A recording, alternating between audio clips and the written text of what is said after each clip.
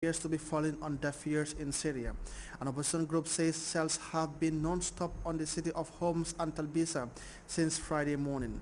Kofi Annan is expected to meet with U.S. Secretary of State Hillary Clinton later on, a day after telling the UN that his peace plan is not being implemented. CNN's Our Demon has details in this report. The child's body lies nestled in a blanket, dried blood across his cheek. Other tiny, lifeless bodies shrouded in white burial cloth, chunks of ice and water frozen in bottles, spread over them in an effort to slow decomposition. Some of the bodies have names. Murhaf, who lies next to his little sister, Shayma. Next to them, brothers Muhammad and Ali. This is the massacre of Kubair, the voice says. The children's mother and uncle also dead. In other images we are not showing, charred bodies.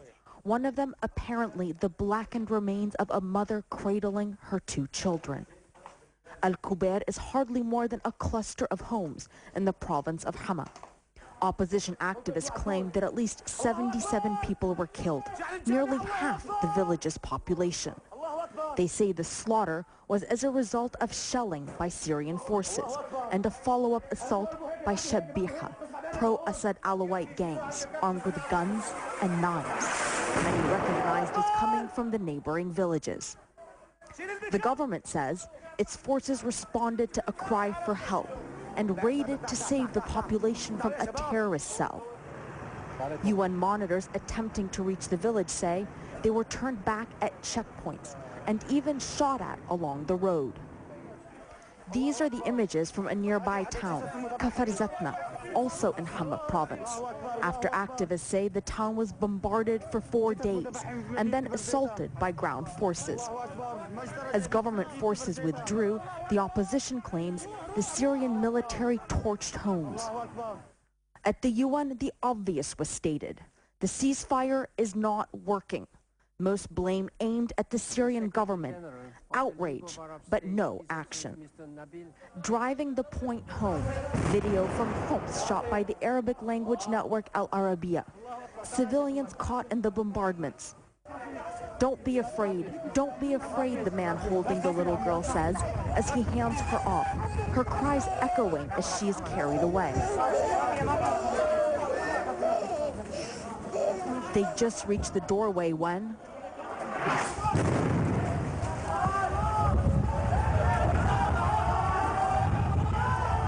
a man shouts, "Look, the child," as the area is pounded again.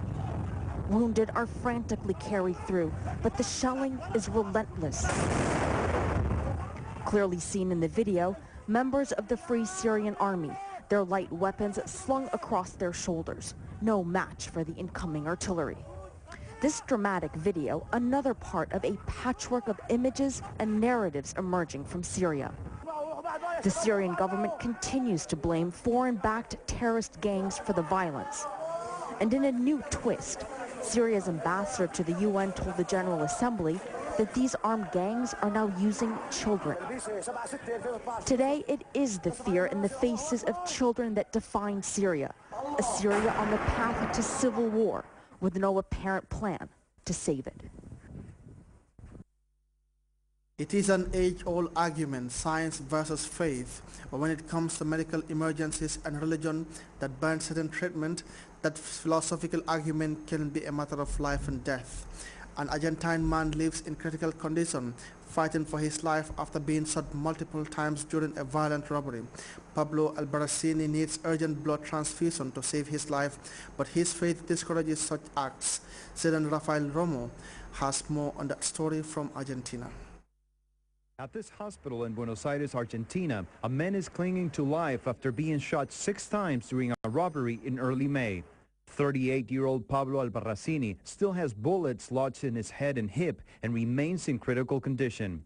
Doctors say he needs a blood transfusion. But Albarracini, a Jehovah's Witness, clearly states in his will signed 4 years ago that he refuses any blood transfusion for religious reasons. He's not at risk of dying, but that may change at any moment for some complication. Thank God that hasn't happened so far.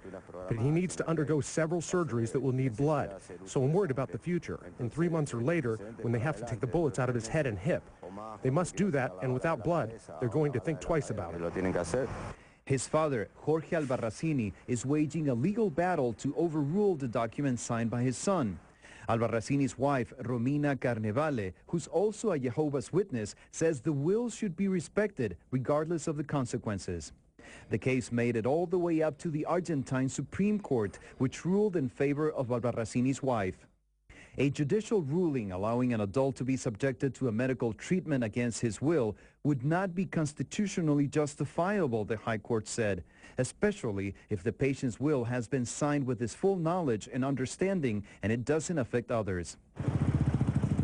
But some in Argentina argue that saving a human life should prevail over religious beliefs. If this case were analyzed by a committee using deontological theory, saving the patient's life would be above everything else. International declarations of human rights also reach the same conclusion. In this case, the Supreme Court has chosen to give priority to the principle of free will.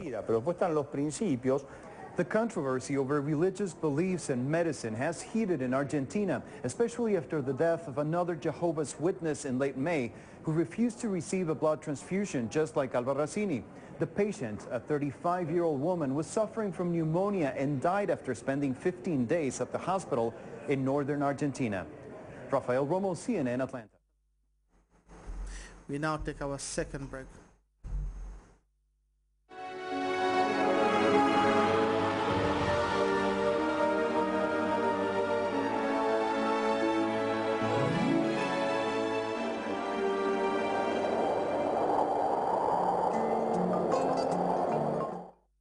Time now for the weather report, courtesy of the Central Forecast Office.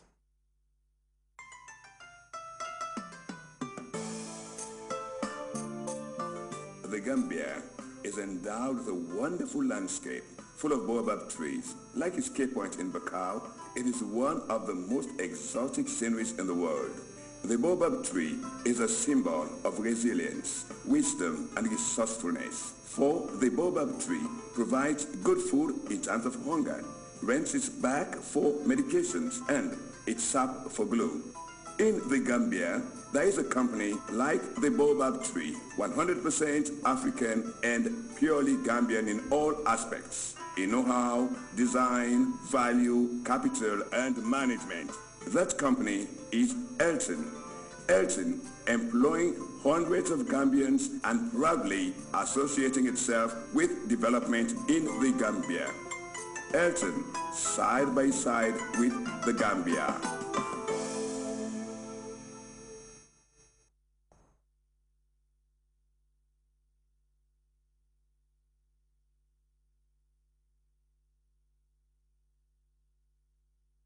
Hello there, wonderful viewers. Welcome to the weather segment. First, we begin with the summary followed by the forecast. We experience a warm and sunny atmosphere across the country, and for the forecast tonight, we were expecting a fairly humid and partly cloudy atmosphere to prevail over the West Coast region, giving way to warm and humid conditions with variably cloudy atmosphere to prevail over the inland areas, with slight chances of scattered rain during the period. The day tomorrow, we were expecting a warm and sunny atmosphere to prevail across the country. Light gentle westerly to southwesterly breeze will dominate the flow across the country, whilst morning temperatures will vary between 23 and 27 degrees Celsius, whilst afternoon temperatures will vary between 31 and 41 degrees Celsius.